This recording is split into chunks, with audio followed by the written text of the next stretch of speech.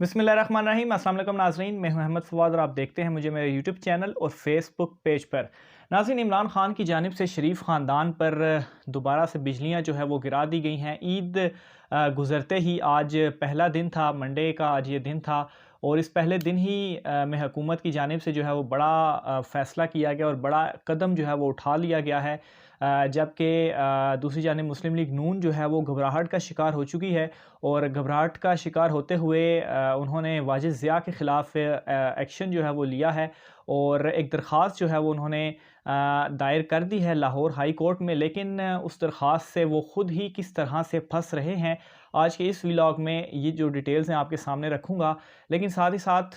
कुछ जो हुकूमत की जानिब से भी सुप्रीम कोर्ट में एक दरख्वास्त दायर की गई है शहबाज शरीफ के ख़िलाफ़, उसके जो अहम नुकात हैं, जो डिटेल्स हैं, वो भी आपके सामने रखूँगा और किस तरह से वो जो दरख्वास्त है उसमें जो पॉइंट्स उठाए गए, बड़े वैलिड जो पॉइंट्स हैं उसमें वो उठाए गए हैं, वो पॉइंट्स जो है वो मैं आपके सामने रखूँगा। सबसे पहले तो हुकूमती दरख्वास्त के हवाले से ही बात कर लेता हूँ कि हुकूमत ने जो दरख्वास्त दायर की है उसमें उन्होंने जो है वो क्या मौक़िफ़ इख्तियार किया है। सबसे पहली चीज़ जो हुकूमत उसमें कहती है कि जो लाहौर हाई कोर्ट का वो फ़ैसला था जो कि उन्होंने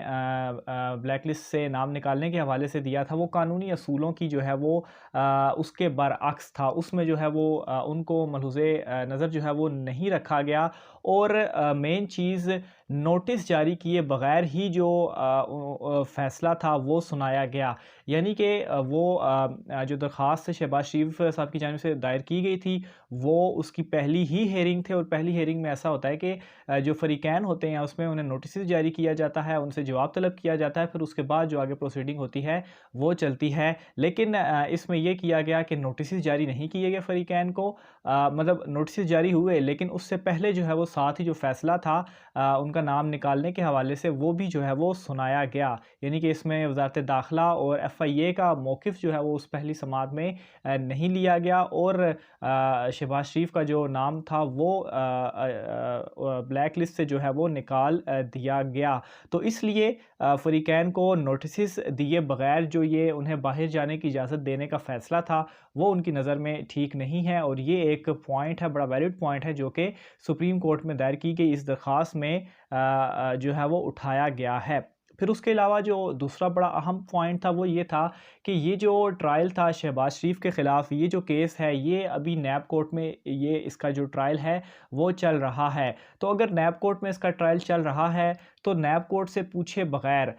किस तरह से उन्हें जो है वो ये इजाज़त दे दी जाती है। तो ये भी एक पॉइंट उस दरख्वास्त में उठाया गया कि अगर इन्हें इजाज़त देनी थी या कुछ भी होना था तो वो जो दरख्वास्त थी शहबाज शरीफ ने जो दायर की थी उसमें एक फ़रीक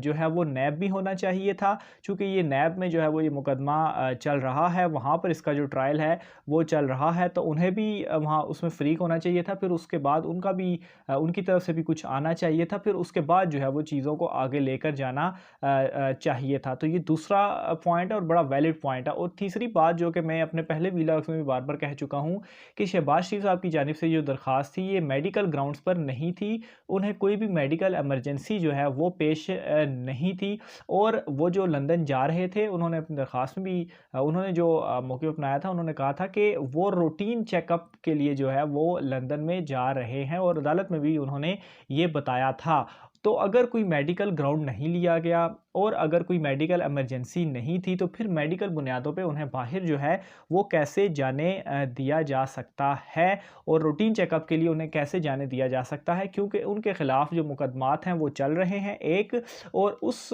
वो जो उनके ख़िलाफ़ केस चल रहा है उसमें जो दीगर मुल्ज़िमान हैं उनके नाम भी ECL पर मौजूद हैं। और दूसरा ये कि शहबाज शरीफ ऑलरेडी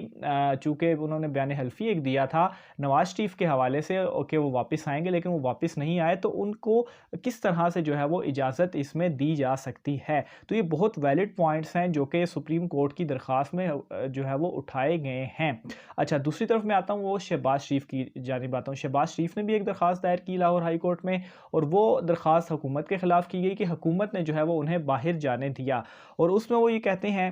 कि हुकूमत ने जो है वो इदारों को सियासी तौर पर या अपने मकासद के लिए इस्तेमाल कर रही हैं। लाहौर हाई कोर्ट का वाज़ेह हुक्म था, लेकिन उस हुक्म के बावजूद जो है वो इन्हें लाहौर एयरपोर्ट पर रोका गया और इन्हें जो है वो बाहर नहीं जाने दिया गया। आखिर अदालत ने इजाज़त दी और अदालत को हुक्म जो था वो हुकूमत ने क्यों नहीं माना। लेकिन यहाँ पर एक बड़ी टेक्निकल सी बात है, वो ये है कि जब अदालत की जानिब से ये हुक्म जारी किया गया तो उसके बाद जो है वो ईद की जो छुट्टियाँ थी वो स्टार्ट हो गई थी और ऑब्वियसली वो जो इदारे थे उन्हें जो है वो हाई कोर्ट का जो हुक्मनामा था वो मिलना था, उसके बाद उन्होंने जो है वो उसके ऊपर इम्प्लीमेंट करना था। लेकिन उन्हें जो हुक्मनामा था वो ऑब्वियसली वो छुट्टियाँ हो गई तो वो इदारे तो बंद हो गए, तो वो किस तरह से उनको हुक्म मिलता, और इसी वजह से शायद जो नाम था उनका नहीं निकाला गया और उन्हें जो है वो लाहौर एयरपोर्ट पर ही जो है वो रोक लिया गया। लेकिन साथ ही साथ हुकूमत ने क्या किया कि अभी उनका जो नाम है वो ईसीएल में डाल दिया गया है। तो अगर अभी लाहौर हाई कोर्ट बुलाती है हुकूमत को, उनसे पूछती है, तो वो वहाँ पर ये कह सकते हैं कि चूँकि अदालत का जो हुक्म था उस वक़्त तो उन्हें नहीं मिला था, बाद में अगर उन्हें वो हुक्म मिला है तो उन्होंने उसके ऊपर इम्प्लीमेंट कर लिया है। लेकिन चूँकि अब शहबाज शरीफ का जो नाम है वो ईसीएल में डल चुका है, तो इसलिए उन्हें जो है वो बाहर जाने नहीं दिया जा सकता। तो ये जो दरख्वास्त थी वो फिर एक किस्म की उसका कोई इतना फ़ायदा नहीं होगा कि ऑब्वियसली अदालत के हुक्म पर तो इम्प्लीमेंट हो चुका। तो यहाँ पर शहबाज शरीफ को मेरे ख़्याल में वो ये दरख्वास्त दायर करते कि अब चूँकि वो ईसीएल में उनका नाम डाल चुका है तो वो अब ईसीएल के ख़िलाफ़ जाते कि अब ईसीएल से नाम जो है वो निकाला जा सके। तो ये मतलब उनकी खैर कानूनी टीम है, उन्होंने उनको ये राय वग़ैरह दी और जो उन्होंने एक दरख्वास्त जो है वो दायर की, लेकिन हुकूमत जो है वो इसमें सेफ़ साइड पर है कि उनका तो ऑब्वियसली वो छुट्टियाँ थी, तो उसमें तो जो है वो उनको कोई भी वो काम उसमें नहीं कर सकते, ईद की छुट्टियों के बाद ही जो है वो कुछ हो सकता था। तो ये नाज़रीन आज की अहम तर डिटेल्स थी जो कि मैंने आपके सामने रखी। इसके अलावा 1-2 पॉइंट्स मज़ीद भी हैं। वो दरख्वास्त के हवाले से खैर वो मैं आपको पहले भी कई मरतबा बता चुका हूँ, उसको मैं बता भी देता हूँ कि हुकूमत की जानिब से मज़ीद ये क्या कहा जा रहा है कि एक तो शहबाज शरीफ अभी उनके ऊपर ट्रायल जारी है, वो अरबों रुपए की करप्शन के उनके ऊपर इल्ज़ामात हैं, उनकी फ़ैमिली के कई मेंबर्स जो हैं वो भी इसमें शामिल हैं, इस केस में शामिल हैं लेकिन वो बाहिर हैं। इसके अलावा नवाज़ शरीफ की वापसी का जो बयान हल्फ़ी इन्होंने दिया था, इसके अलावा दीगर मुल्ज़िमान के जो नाम ईसीएल में शामिल थे और इन्हें कोई मेडिकल इमरजेंसी भी नहीं थी, तो इस वजह से इन्हें जो है वो बाहर जाने की इजाज़त जो है वो नहीं दी जा सकती। तो ये हुकूमत की जानिब से मज़ीद भी कुछ पॉइंट्स हैं जो मैंने आपके सामने रखे। नाज़रीन कमेंट बॉक्स में अपनी राय का इज़हार ज़रूर कीजिएगा। मुझे इजाज़त दीजिए। अल्लाह हाफ़िज़।